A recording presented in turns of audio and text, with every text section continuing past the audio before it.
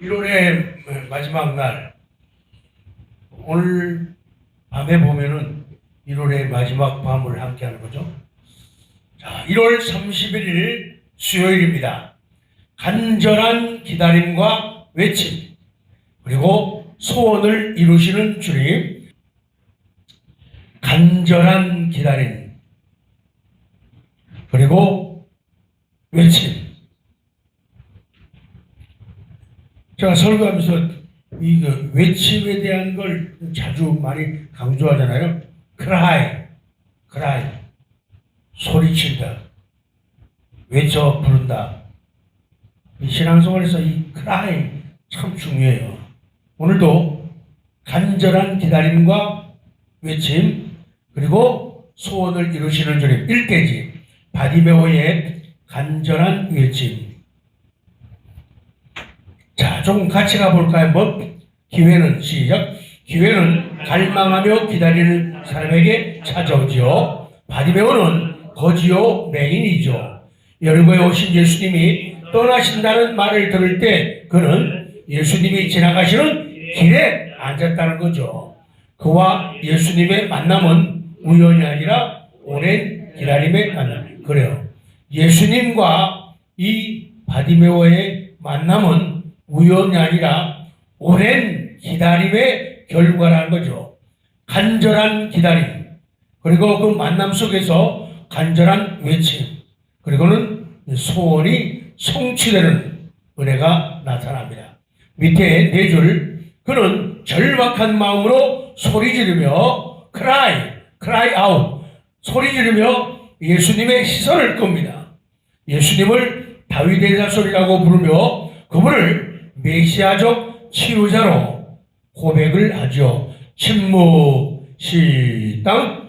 침묵을 강조한 사람은 그 외침을 잠재울 수 없습니다. 간절한 외침이 결국 예수님의 걸음을. 그래서 오늘도 간절한 나의 외침이 결국 예수님의 걸음을, 마치 비유를 하고 표현을 한다면은 예수님이 오늘 이 새벽도 지금 이 현장에 지나가고 계십니다. 우리의 간절한 외침이 지나가시는 예수님을, 그 걸음을 멈추게 하는 오늘 새벽 되기를 소원합니다. 우리가 찬송하죠. 인내하신 구세주여, 그것도 인내하시면서 내 말 들으사, 그 찬송도요. pass me not, 나를 그냥 지나치지 말아 주십시오. 오늘도 지나가시는 예수님, 나를 그냥 지나치지 말아달라고 그렇게 기도하는 거죠. 건너편 꼭대기, 건너편 꼭대기. 없는 분들은 핸드폰에다가 써도 돼요. 핸드폰에 쓰면은 다른 사람들한테 폰하기가 좋죠. 자, 첫 번째, 기도는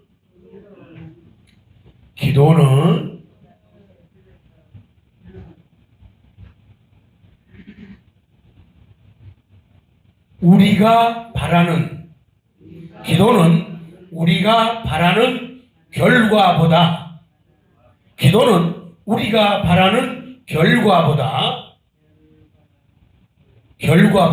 주님이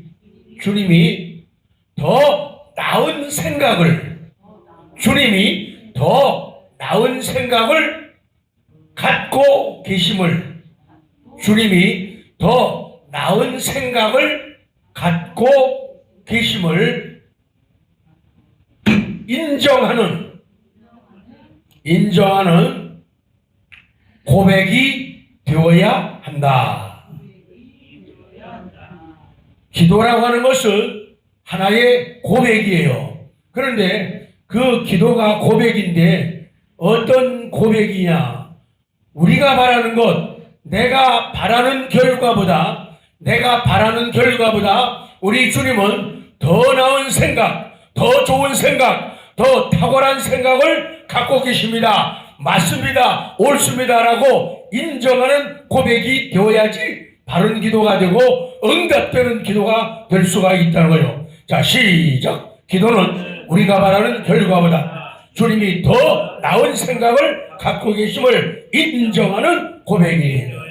기도는 우리가 아니라 기도는 자기 이름, 기도는 지태영이가 시작. 기도는 지태영이가 바라는 결과보다 주님이 더 나은 생각을 갖고 계심을 인정하는 고백이에요.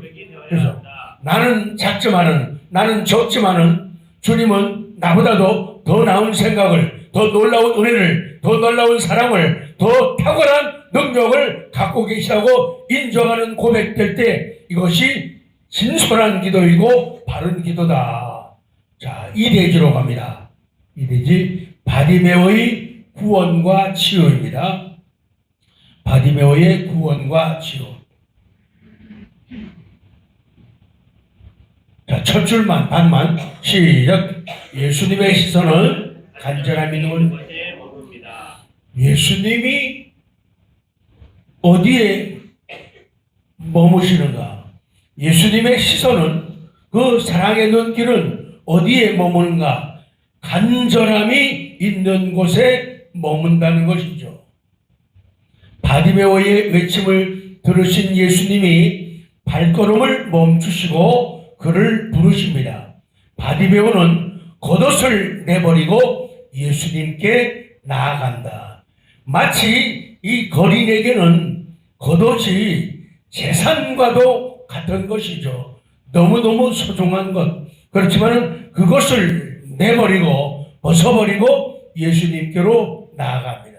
자, 밑에 5째 줄 소원을 물으시는 시작. 소원을 물으시는 예수님께 바디메오는 보기를 원합니다라며 자신의 오랜 소망, 간절한 열망을 말합니다. 예수님이 그의 믿음을 귀하게 보시고 구원을 선포하시자 그는 즉시 시력이 회복되어 길에서 예수님을 따릅니다. 믿음의 간구에 치유의 은혜가 임합니다. 그리스도의 구원과 치유, 그 은혜가 누구에게 임하느냐? 믿음의 간구를 들으는 사람에게 적습니다. 그래서 교회는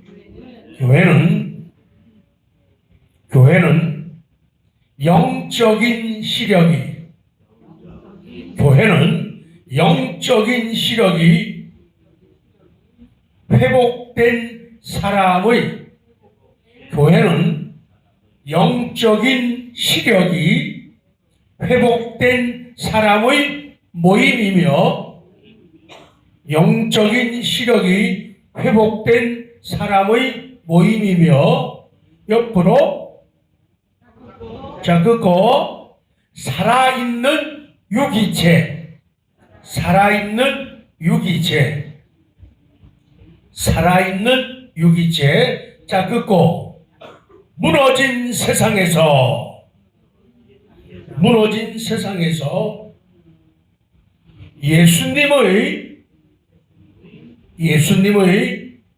손발이라고,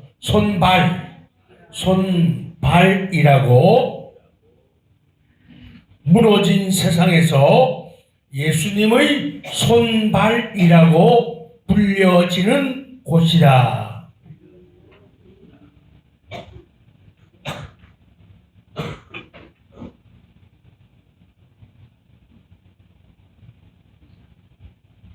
특별히 교회는 살아있는 유기체, 유기체라고 하는 말은 그 생물처럼 물질이 유기적으로 구성되어 가지고 서로 밀접하게 관련을 가지고 있어 가지고 떼어낼 수 없는 걸 갖다가 유기적, 또 그런 물질을 갖다가 유기체라고 그러죠. 그래서 우리가 믿음 안에서 거듭난 사람들의 모임, 이 교회 공동체는 유기체예요. 서로 밀접하게 관련을 가지고 있어요. 그래서 사람이 신앙을 가지게 되면은 서로가 유기체인 것을 알아요. 신앙에 들어가면 뭐 어떻게 된다고요? 서로가 유기체인 걸 알아요.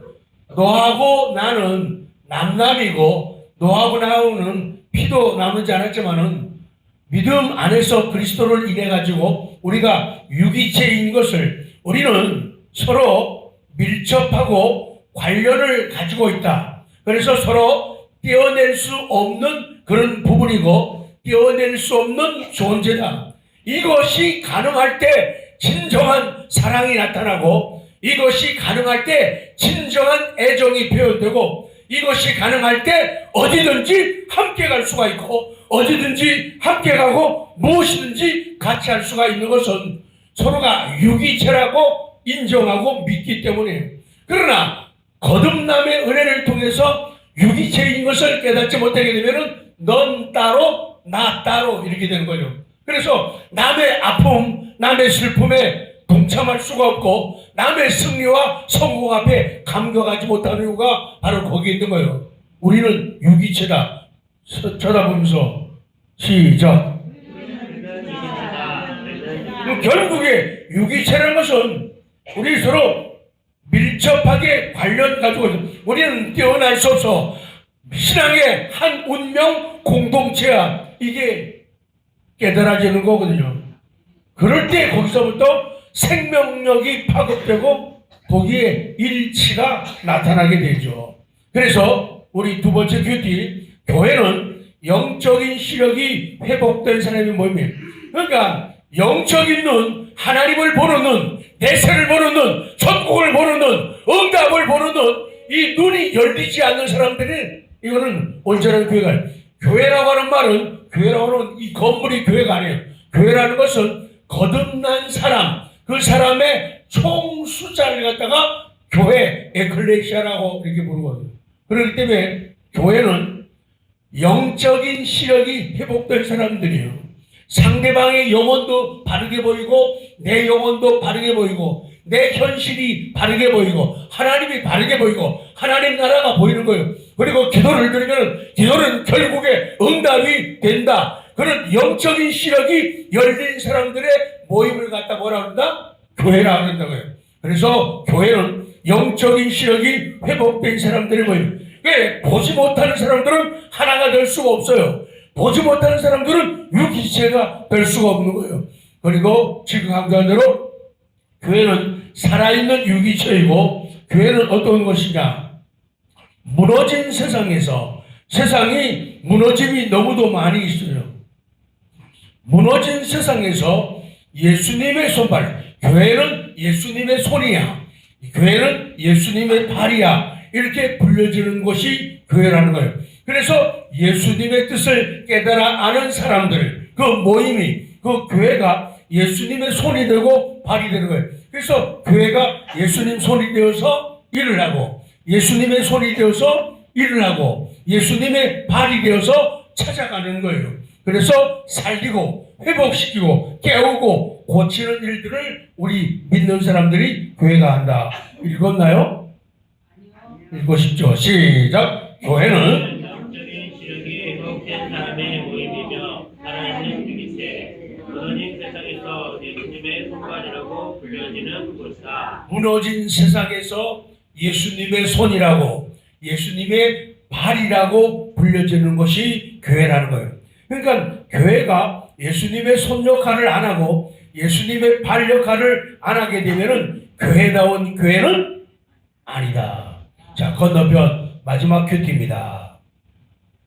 더 하자 그래도 안 할래요? 여기까지. 자, 적습니다. 구원과 치유를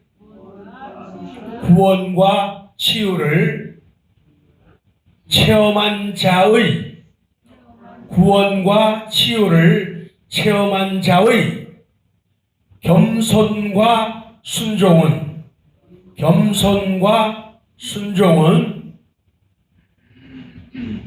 기독교인의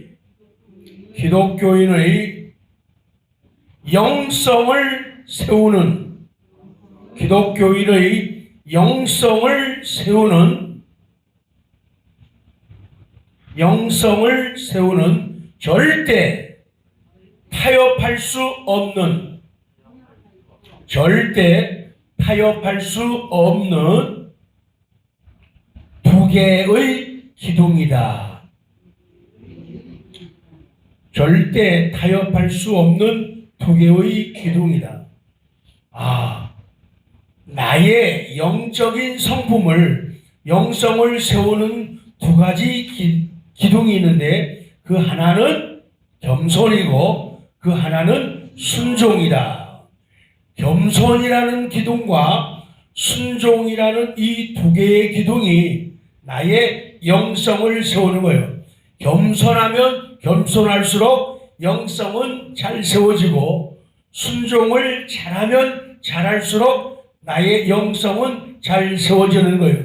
그래서 딴 거하고 타협할 수 없고 딴 거하고 바꿀 수 없는 두 개의 기둥이 겸손과 순종이라는 거예요.